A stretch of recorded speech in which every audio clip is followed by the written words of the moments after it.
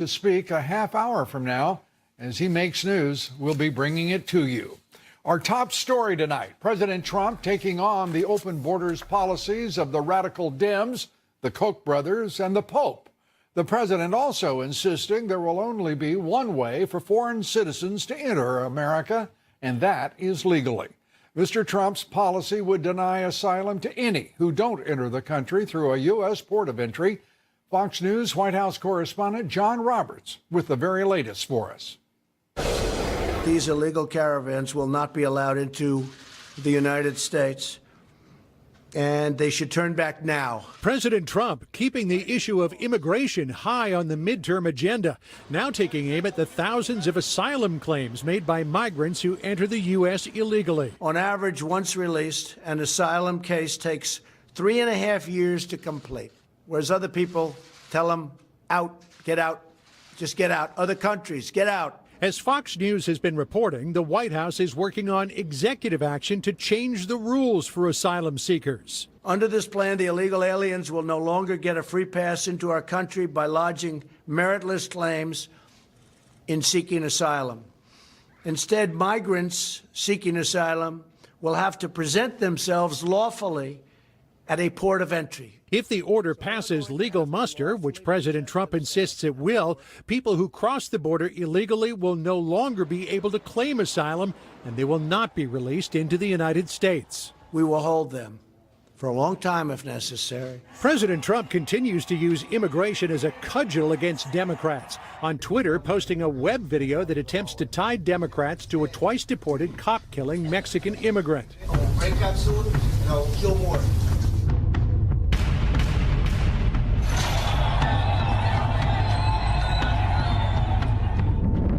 The video drew the same outrage as the infamous Willie Horton ad did in the 1988 presidential election. Dukakis not only opposes the death penalty, he allowed first-degree murderers to have weekend passes from prison. That ad literally upended Democrat Michael Dukakis' campaign overnight. President Trump today warned that there are more bad people in the caravans headed to the United States. He pointed out how some members of those caravans battled viciously with Mexican police and the military, and threatened that U.S. forces on the Border Patrol and military, would not tolerate violence. We're not going to put up with that. They want to throw rocks at our military fights back. We're going to consider it. I told them, consider it a rifle. President Trump insists there is a difference between true asylum seekers and economic refugees, and that the United States simply cannot afford to absorb into this country everyone who wants to come here to make a better life. But the American Civil Liberties Union is already on record as saying whatever President Trump has planned for asylum seekers, it is illegal. Lou? Well, that's why they make courtrooms. John Roberts, thanks so much. And as John Roberts just reported, the president warning about the violent gang members and criminals, some of whom are aboard the second caravan. The president was repeating the warning from the Mexican government, and that is also worth noting. Also tonight, 4 caravans, they consist mostly of Central Americans, are continuing their trek northward with the intent of reaching the U.S. border. The lead caravan pushing some 40 miles further into Mexico to Matias Romero. The second caravan, the Mexican government saying some of its migrants are gang members, criminals, violent, and that caravan is about 200 miles behind the first. The third caravan is making its way through Guatemala. The fourth left the capital of El Salvador yesterday. The lead caravan is now some 850 miles from McAllen, Texas, but it was slowed because the caravan leaders today couldn't find buses or trucks to carry the migrants northward. Fox News correspondent William Lajeunesse is traveling with that lead caravan and has the latest for us. A lot of confusion and disappointment this morning. Some may consider a win for President Trump. That could mean this caravan slows down, fractures, breaks up, fewer people in it, taking longer to get there. More people may be staying in Mexico. Tell you why. There were supposed to be some buses this morning to take them to a town called Jalapa de Marquez on to Mexico City later on, but those buses never showed, forcing them to go east to a town called Matias Romero towards Veracruz. Now, there were about 600 miles then, roughly, to make McAllen, Texas, but 1,600 to their initial destination of Tijuana. We spoke to several people this morning who were frankly confused. Talking about myself, I say, well, what's going on right now, man? Because, you know, hey, we're supposed to go that way. That's the wrong way, you know, right now. I can't understand who's running the show. Maybe you're going now to McAllen, Texas, instead of Tijuana? Have they told you? I don't know. I think we go to Tijuana, but I don't know sure. So eventually, Lou, the majority of the caravan, we're thinking about 4,000 people, about 2,800 have sought shelter here in Mexico, and about another 400 have decided to go home. But the caravan made it here by a combination of walking, hitchhiking, paying a bus fare themselves of about $2.50. The caravan continues again tomorrow. Lou? William, thank you very much. William Lajeunesse reporting from Mexico. Stocks today rallied for a third straight session. The Dow Jones Industrials climbing 265 points. The S&P up 29. The Nasdaq gaining 128 points. A good day on Wall Street. We'll have more on the booming Trump economy here in tonight's broadcast. Up next, President Trump on the campaign trail. He's making it clear what the radical Dems are all about. Open borders. They're for open borders, which means crime. They're against law enforcement. They're totally against ICE. A vote for Democrats is a vote for open borders. I think I would be a failed politician if I had to really promote open borders. Everybody comes in. The Democrat Party is openly encouraging millions of illegal aliens to break our laws, violate our borders, and overwhelm our country. A vote for Democrats is a vote to liquidate America's borders. Democrats want open borders, and they want to invite caravan after caravan into our country, which brings crime upon crime. We take up the president's plan to secure our borders and to fix our broken immigration laws. We'll be joined by former Congressman Jason Chaffetz right after these quick messages. Stay with us. We'll be right back. I mean, this is really getting to be dangerous stuff. Well, these are interesting times in Washington. There's a reason why it's the #1 show on business television. Much more to go, much more to do. Only on Fox Business Network. Only 5 days till the midterm elections, and the Cook Political Report. The Drudge Report, where is that Drudge Report? Can I see that Drudge Report? There it is. The Drudge, for some reason, just ballyhooing. Maxine ready for the gavel, and the Cook Report, Dems gaining. Look at that. That's a lot more than it was forecasting just a month ago. And its new outlook, Cook predicting the Dems will pick up 30 to 40 seats, as you see there in the House. That's up from their forecast last month of 25 to 35. But this Cook outlook may be a bit of an albatross for the Dems. That is, if the results are anything like their last election forecast. Here's their call the week before Election Day, November 8th, 2016, the week before. Cook had Hillary Clinton winning the presidency. Wow, they missed on that, didn't they? By 293 electoral votes, missing it badly. Saying North Carolina, Pennsylvania, Wisconsin, and Michigan all leaning Democrat. All states that ended up in President Trump's column. Won. And Cook also predicted that week that Democrats would regain control of the Senate, picking up 5 to 7 seats. They picked up 2, and the Republicans held control of the Senate. And what about the House? Well, Cook was projecting 40 Republican-held House seats as competitive. In the end, Republicans lost exactly 6 seats in the House, and yes, they kept control. We'll be here election night to tell you how it all works out this time. It should be quite a night, and we know we have the Cook Report's attention. We'll tell you how they did as well. Here to assess the upcoming midterms and forecast which way these political winds are headed, the Chaffetz Report, if you will. Joining us, former Congressman Jason Chaffetz. He served nearly 5 terms in Congress, was chairman of the powerful House Oversight and Government Committee, also the author of the new book, The Deep State, How an Army of Bureaucrats Protected Barack Obama and is Working to Destroy the Trump Agenda. Great to have you with us. Jason, let's take Thanks, Lou. Let's take up first the Cook outlook. It looks perilous out there for Republicans. What's your sense of things? Well, historically, the Republicans are supposed to lose all these seats, but what's interesting is nobody is predicting that anybody is going to turn over in the Senate. That is that the Democrats, that Chuck Schumer would suddenly become the majority leader. That's pretty remarkable at this point in the game. Will the Democrats maybe win some of the House seats? Yeah, I think they probably will some. I don't know, but who pays these big bucks to these pollsters?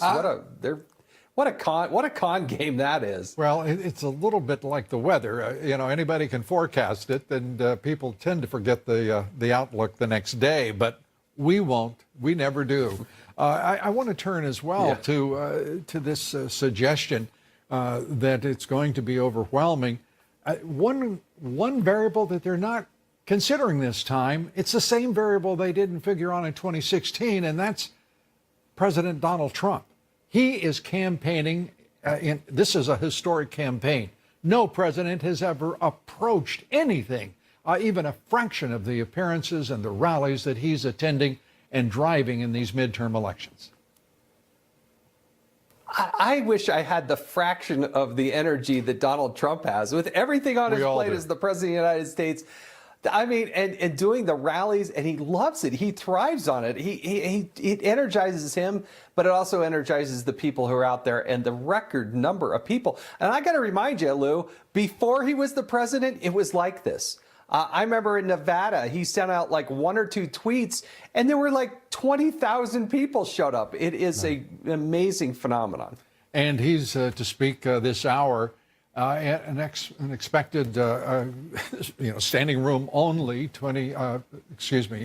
15,000 people within the arena, and there will be, as we know, certainly 10,000, maybe more outside. Let's turn to the president's pushing immigration forward.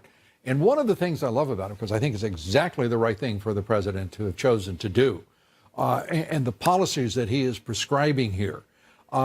But he was advised by all of the establishment hangers-on. I'm talking about the Chamber of Commerce, the Koch brothers, little friends, and Paul Ryan, of course, your buddy, insisting that he talk about tax cuts and to stay away from immigration. Absolutely, your thoughts? I think it's good to talk about tax cuts, but remember, it wasn't Donald Trump who started this surge of people running north and in these big caravans. That wasn't Donald Trump's doing. That was thrust upon him. But now he's prescribing the policies that will push this back. Let's call it what it is, Lou. This is human trafficking, and I thought we were all opposed to that. And these people who say they want a better way of life, they want a job, they want to be with their friends and neighbors and family, those are all very nice, but it doesn't meet the standard of credible fear needed for a properly assigned, asylum seeker. It just doesn't. So the president is doing the right thing. No, there's no question he's doing the right thing. The real issue here is why Paul Ryan, the Rhinos, the Koch brothers, the business interests, the Chamber of Commerce, the Business Roundtable have aligned themselves with radical left-wingers and the radical Dems to insist on open borders and amnesty. We now have approaching 30 million illegal immigrants in this country, according to the Yale-MIT study this year. It is preposterous that we have to even debate this issue. Look, we legally and lawfully in this country bring in more than 1 million people each year. As if that isn't enough people. The Democrats right now, they cannot point to a single bill. Point us to a bill, Democrats, that you support that would help solve these issues. But the Democrats, they don't have one. Democrats, they're opposed to the wall. They want to tear down the wall. They want to get rid of the immigration customs enforcement. I mean, it is scary to think what the Maxine Waters, with a gavel in their hand, want to do as chairman of these committees. You brought up Maxine Waters. I've got to share with our audience Maxine Waters, who, by the way, is set to be the head of the House Financial Services Committee if they were to win the House. Yeah. The House. This alone might interest people who would have some interest in having the economy continue its rapid growth under this president. Could we listen to Maxine Waters tell the financial industry, the banks, all of the institutions, and Wall Street, of course, what's in store for them? What am I going to do to you? What I'm going to do to you is fair. I'm going to do to you what you did to us. What do you think? I mean, if there isn't enough compulsion to maybe vote for a Republican, the fact that Maxine Waters, the banking industry, credit unions, housing policy, the Consumer Financial Protection Bureau, I mean, really, you're going to give that gavel to Maxine Waters? That's unbelievable. Jason Chaffetz, always great to have you with us. Thanks for being here. Thanks, Lou. President Trump continuing his commitment to end the open border policies of the radical Dems, the Koch brothers, and the Pope. The Koch brothers funded Libra Initiative released a statement today opposing the president's plan to end birthright citizenship. The Koch brothers said, quote, "It goes against our principles." Well, howdy do. My goodness, we wouldn't want to have the Koch brothers upset because we're enforcing laws and protecting our borders and assuring the country's sovereignty. No, we wouldn't. Oh, that's a terrible thought. And guess what? Pope Francis also talking out, speaking in favor of freely allowing migrants to cross our borders, saying, quote, "Migrants build a country." Wow. Those are powerful forces, aren't they? Well, so is the President of the United States. Thank goodness. Be sure to vote in our poll tonight. The question is, do you support President Trump's efforts to secure our borders, end chain migration, and establish merit-based immigration policies? Cast your vote on Twitter at Lou Dobbs. Follow me on Twitter at Lou Dobbs. Like me on Facebook and Instagram. Follow me there at Lou Dobbs Tonight.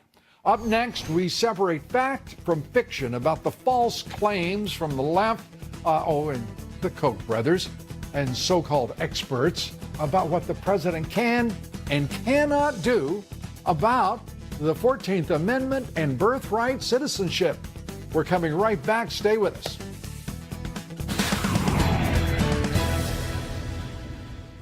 What is this from our all-star experts on a special Coast to Coast Tuesday? It's all on Fox Business Network. The national left-wing media, rhinos, and the lovely Dems still up in arms over the president's plan to sign an executive order that would restrict birthright citizenship. To put it all in perspective for us, the United States and Canada, here we go, are the only developed nations that now allow birthright citizenship. No European Union nation allows it.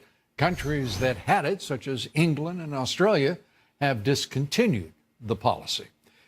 Well, joining me now to give us instruction and mentor and tutor us all and to discuss the true intent of the 14th Amendment and birthright citizenship, none other than Greg Jarrett, Fox legal analyst, author of the New York Times bestseller, The Russia Hoax. Great to see you. Good to be with you, Lou. This is stunning stuff. I wanted just to set this up, put up a couple of things. If we could have that, and the president alluded to some of this, but if we could put up the full screen of a couple of salient facts that establish the context. And as I keep stretching here, there it is. The first is a reference to the Yale-MIT study that reveals that it's not 11 million illegal immigrants in this country. It's 22 to as many as 30 million illegal immigrants. Also, there are 750,000 immigration court cases in backlog now that would take decades to resolve. And asylum cases, as the president pointed out today, take 3.5 years to resolve. This is the context. We have an immigration crisis because of illegal immigration and open borders, and the president couldn't have made it clearer. I think he is doing God's work and certainly the nation's work in dealing with this crisis. Yeah, and it's always amazing the media automatically says, oh, he can't do this. Well, of course he can. Barack Obama was cheered by the media when he dramatically altered immigration policy with his DACA program affecting 1.76 million people here illegally, allowing them to stay. So the media is either ignorant or they're hypocrites or they're both, but they don't know what they're talking about because Well, the president... I don't want to limit it. I think they're all of that, but I think that it's also important to say they are complicit. Right. Because ideologically, they are a reinforcing force in this public arena now. Let's go to the issue of the 14th Amendment. Sure. And the issue is, in the phrase of the founders, this is, well, let's go to again, another full screen, and if you would guide us through this. All persons born or naturalized in the United States and subject to the jurisdiction thereof. Right. And this is where Greg Jarrett shows his stuff, are citizens of the United States and of the state wherein they reside. That phrase, educate us on subject to the jurisdiction thereof. It is not superfluous. If the framers intended that all people born in the U.S. were citizens, they wouldn't have added that qualifying phrase. What does it mean? You go back and reread the legislative history. The authors of the 14th Amendment specifically excluded children born in the U.S. of foreign citizens. Right.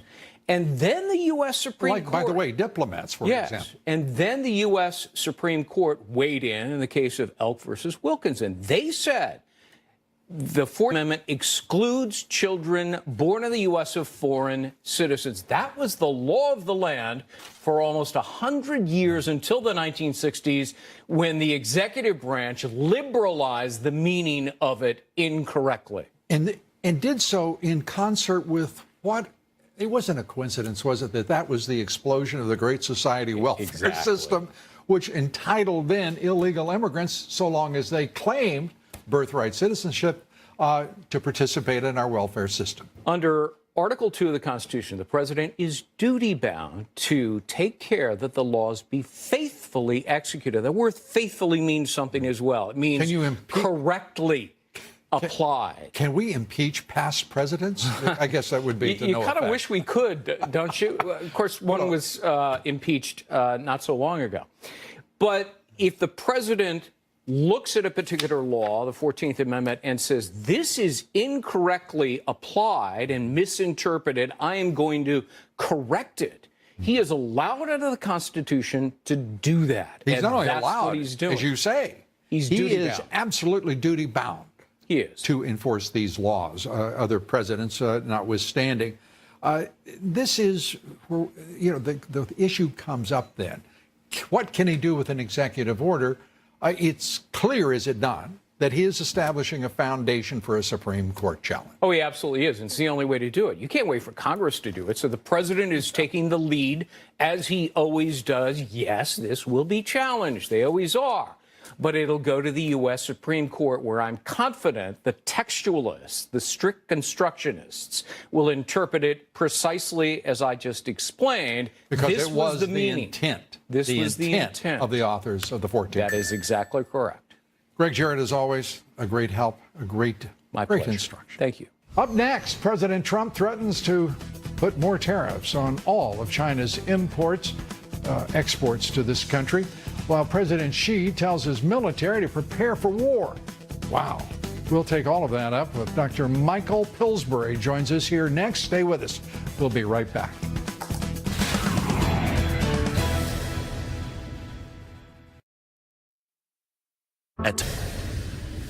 We are delighted to be joined by Dr. Michael Pillsbury, author of the New York Times #1 bestseller, The 100-Year Marathon Strategy to Replace America as the Global Superpower. Dr. Pillsbury, good to have you with us. And let me start with first the continued escalation of rhetoric as President Xi today making those threats to his military commanders, the United States Navy talking about further actions to keep freedom of navigation operations going in the South China Sea. Where's that headed? Well, I think both sides, both Beijing and President Trump, are playing to the same audience. It's the 10 nations who belong to something called ASEAN for short, the Association of Southeast Asian Nations. These are kind of swing votes. They're not quite sure who will be the future power in the world, us or them. So President Xi says things every now and then to kind of show his toughness. At the same time, the United States runs these patrols through disputed Chinese territory. I think that's what we're seeing more and more of, this kind of shadow boxing going on. I don't think war is going to break out in the near future. But there is an audience both sides are playing to. Well, I tell you first, Lou. Yeah, I appreciate that. And any heads up would be appreciated by this audience, which I will promise to alert no war. Straight away. We're not even having a Cold War, by the way, with China. That's been an exaggeration coming out of Beijing. That we're seeking a Cold War. That's not true either. Well, that's a great piece of propaganda for the Chinese because it suggests to the world that they're at some sort of parity with the U.S. military. They're far from it, right? Right. And the Russians, however, are not a fiction when it comes to a Cold War. Putin seems to be making every move possible to provoke and then want to discuss things over with this president. I cannot read Putin to save me. I know that you certainly could, so help us out. Well, I do want to point out something President Trump authorized his National Security Advisor, John Bolton, to do, which is to propose talks with Putin about the China threat, to kind of send a message to the Chinese that we and the Russians can be talking about your economic threat, your technology theft. A lot of things that China does to the United States, they also do to Russia. And we need to make sure they don't align themselves together, number one. But number two, we need to try to increase Russian suspicion of China. I think Putin is a suspicious kind of guy because of his career in the KGB. So I think John Bolton's proposal is going to work, frankly. Well, let's hope so. And if the reality is that the trade dispute with China, the president has chosen a strategy that really leverages a declining economy in China and leaves China very vulnerable. This is how does this end, and how soon does it end, in your judgment? Well, I'll teach you some Chinese, Lou. They often talk about President Trump in a very flattering way. They're scared of him. The Chinese phrase I've heard most recently is 我们中国的领导低估了特朗普总统的决心. We've underestimated President Trump's determination. I didn't catch all of that, but I got the underestimation. I think the Chinese were misled. They got a lot of old friends in Washington and New York. They thought these people would turn President Trump around. That was wrong. Then they thought in the last few weeks that they could kind of find out what the bottom line was and make a low ball offer. That hasn't worked either. So the Chinese now are deeply puzzled and not quite sure what to do next, and they've got the clock is ticking. Here, you know, if the Chinese are half as smart as they pretend to be, well, if they were half as good at international relations as they were at stealing our intellectual property, they would have comprehended the steadfastness of our leadership much sooner. Lou, I think you know they were counting on Henry Kissinger to stop this. We got to run, Dr. Pillsbury. Good to see you. Come back soon. Well, up next, 6 days to go until the midterm elections, and the national left-wing media is hard at work. He's willing to score anti-Semitic and racist points when it benefits him. They're sending troops to the southern border. That is very disturbing because it's about a racial, ethnic agenda that is sneaking into the Republican Party. An all-in campaign of fear and loathing focusing on migrants as marauders. I'm a journalist. I have to give the facts and the truth. The truth and the evidence points to him being a racist. He's a racist. His policies and his words are racist. End of story. Stay with us. We'll be right back.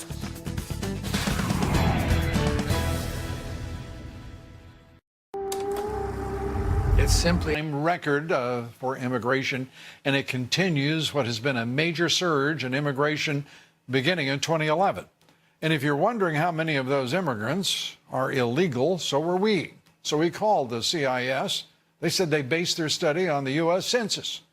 The census doesn't distinguish between legal and illegal immigrants. but it could in just 2 years. President Trump has ordered a citizenship question to be added to the 2020 census, and the Supreme Court has supported the Commerce Department in doing so to this point.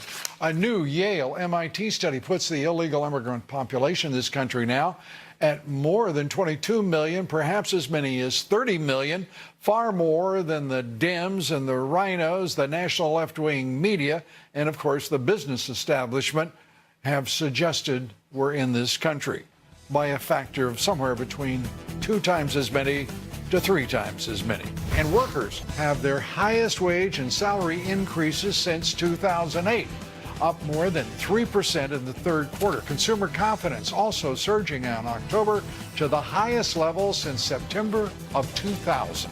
A reminder to listen to my reports 3 times a day, coast to coast, on the Salem Radio Network.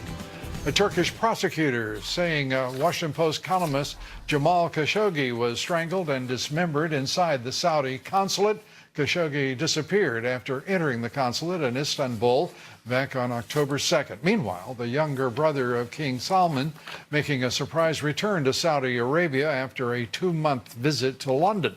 Reportedly, he will challenge Crown Prince Mohammed bin Salman, who is being criticized roundly for his handling or involvement in the Khashoggi murder. And 10 Chinese spies have been charged with hacking U.S. companies trying to steal jet engine technology. Federal prosecutors say the Chinese spies ran the cyber attack for 5 years. It began in 2010, just 5 years.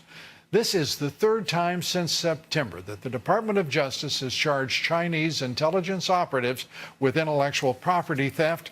The Chinese, by the way, are said to steal as much as $600 billion worth of our intellectual property every single year. Council of Foreign Relations member, Yale professor Paul Bracken joins us here next. Stay with us.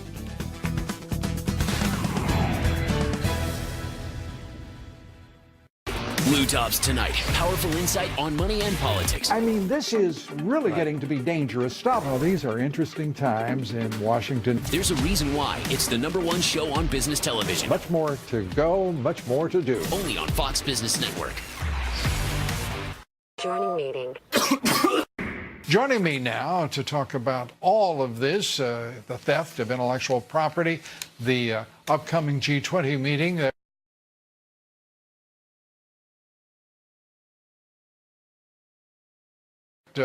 Will feature a meeting between President Xi and President Trump.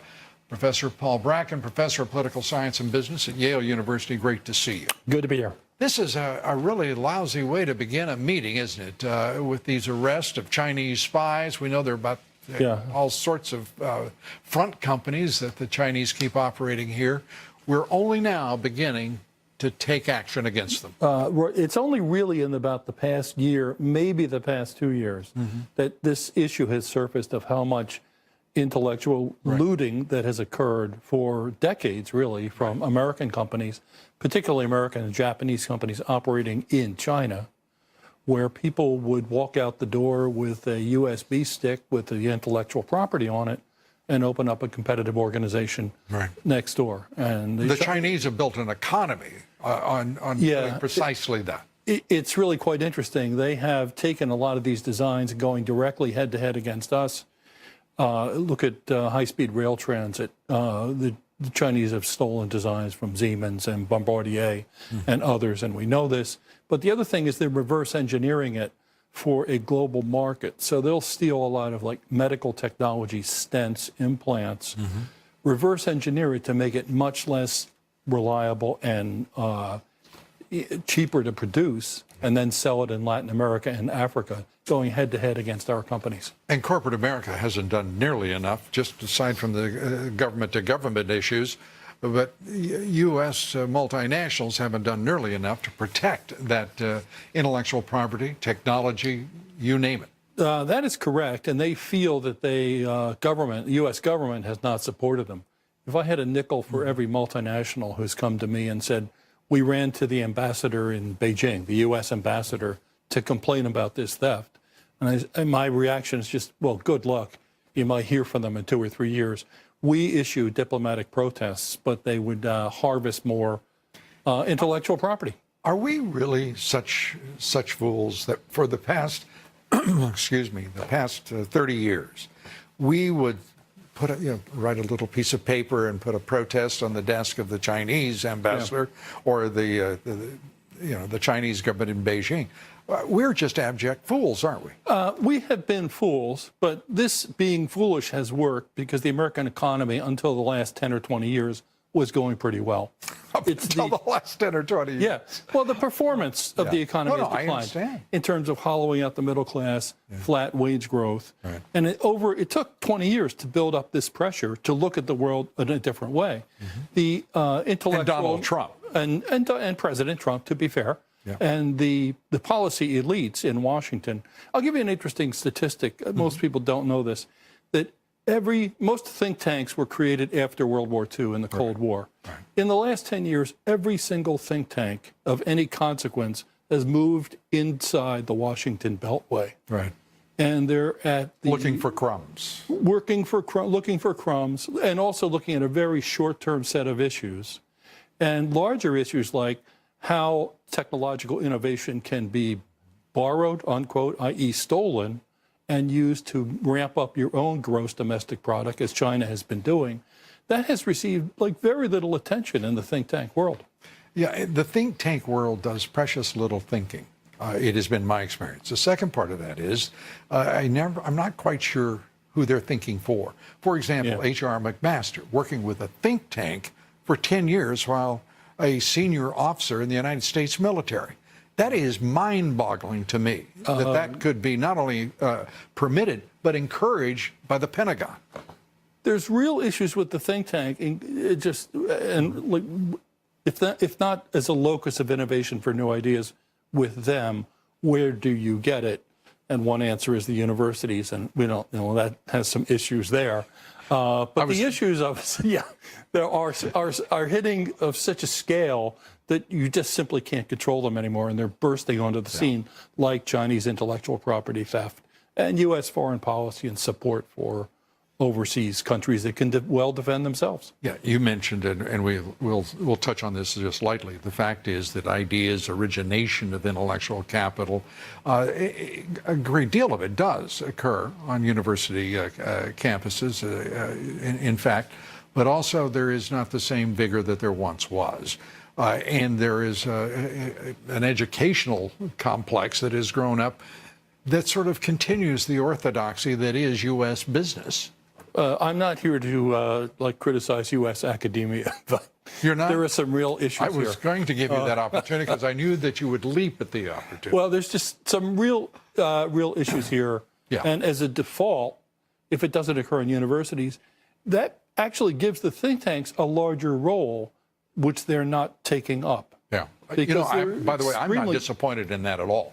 I think there should be far fewer think tanks because most of them end up being either supplicants at the public trough or, and I think we should probably say with a conjunction here, also lobbying organizations in the guise of a quote-unquote think tank. They've become very partisan and they're more in the tank than pink. And you are a great thinker, and we appreciate you sharing those thoughts. Well, thank you. And what do you think of the Xi-Trump meeting? I think it's going to be very interesting because the potential, if China and the U.S. were to get together on even a partial trade deal, would have such an immense impact. They don't even have to get together, just have to talk as if they're getting together. I don't think what's going on is a trade war. It's a negotiation. It's a bargaining back and forth. That's what we are now. The President said very clear. It's a trade dispute.